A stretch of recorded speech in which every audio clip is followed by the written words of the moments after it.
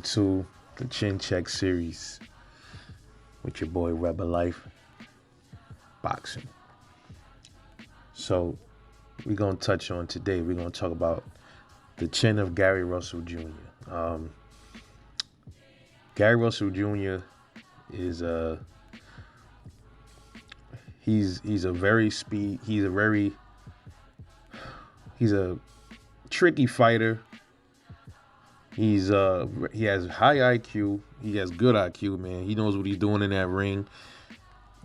He's considered not a power puncher, but just a speed puncher. He knows how to use his legs well.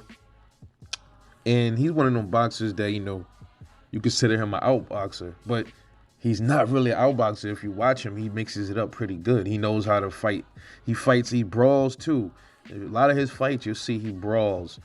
He's not just this dude with just no power that he tries to keep everybody outside of a jab and all that stuff. He's a brawler when he wants to be. He has dog. He has aggression. As far as his chin goes, Gary Russell Jr. I've seen him hit a few times. I have to probably go way back in his career.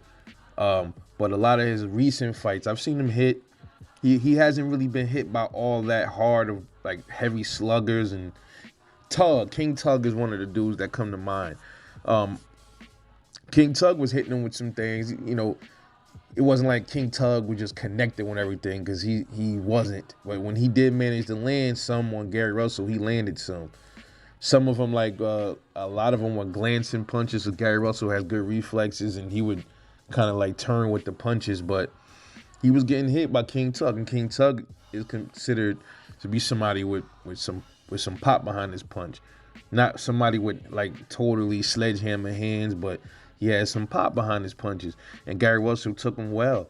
And also in the Lomachenko fight, when he fought for Vasyl Lomachenko, a lot of people say Loma whipped his ass. No, he didn't. At least not to me. I didn't see it like that.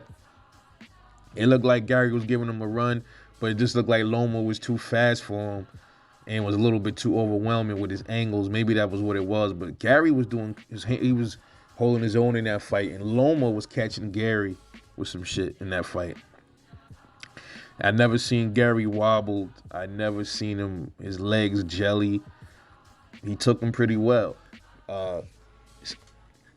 I can't remember a lot off the top of my head some of his other fights before the Loma fight, but none of those dudes, I'm not sure if any of them were real power punches, but I never saw. He's been hit, but Gary Russell Jr. hasn't taken a lot of damage because due to his defense. He knows how to move his head. He knows how to move his legs. He moves around a lot, and he still can brawl and bang with you at the same time. That's why Gary Russell Jr. is in one of my top 20 favorite fighters, man, that's currently boxing.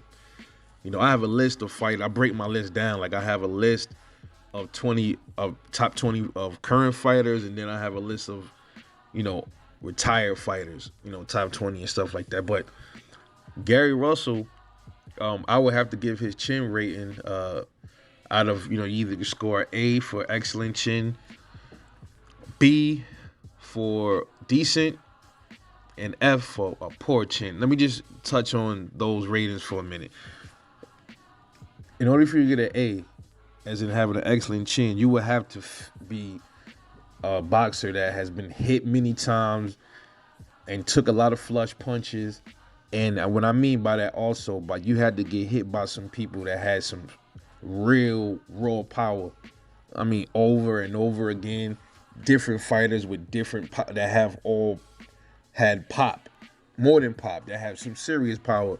If you take those shots, and I've never seen you hurt, or if you haven't hurt, you haven't went down, or I've seen you slightly wobbled, but you recovered, you have an A-class world chin to me.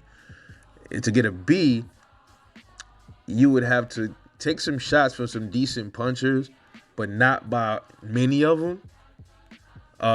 Most of your fights, you haven't really dealt with that much with boxers with that much power, but you have dealt with some decent power or pop, and you haven't been rocked or shaken, or you've never been dropped from any of those punches.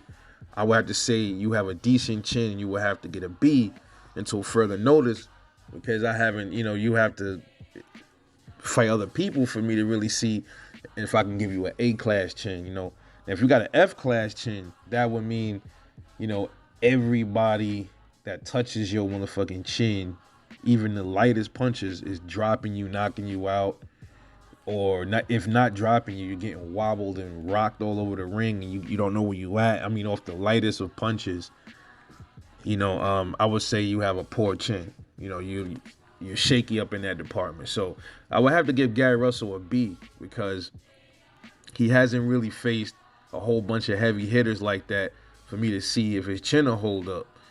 So King Tug is probably one of the only ones that come to mind. Vasil Lomachenko is not really known for his power. He has some decent. I would say Loma is not he's no slouch, but I think Loma has a little bit of pop too. But he's not like a triple G puncher or something like that.